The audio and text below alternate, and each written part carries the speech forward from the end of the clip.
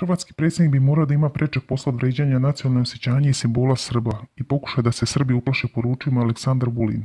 Hrvatski predsjednik Zoran Milanović još jedanput je potpalio antisrpsku histeriju u Hrvatskoj i pokušao da uvredi srpsko rukovodstvo, ali i državne simbole Srbije, komentarišući poziv predsjednika Aleksandra Vučića Srbima u regionu da isticanjem srpskih zastava obeleže dan srpskog jedinstva. Milanović je drsko odgovorio: besposlen pop i Jarić je krsti.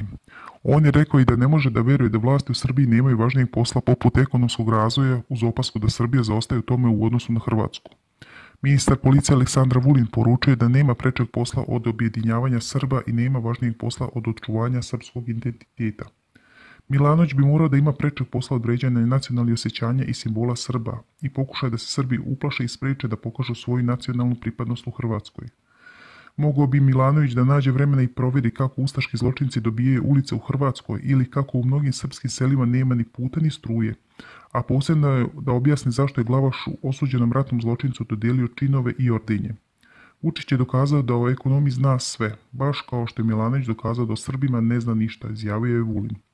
Hrvatsku javnost problematizovala i odlazak patrijarha Porfirija u Jasenovac, pa je Milanović izbjegao da direktno odgovori na novinarsko pitanje da li je to provokacija Srpske pravoslavne crkve. Predsjednik Saveza Srba iz regiona Miodrag Linta smatra da Porfirij smeta većini Hrvata zbog izjava u kojima podsjeća na ustaše i njihove zločine.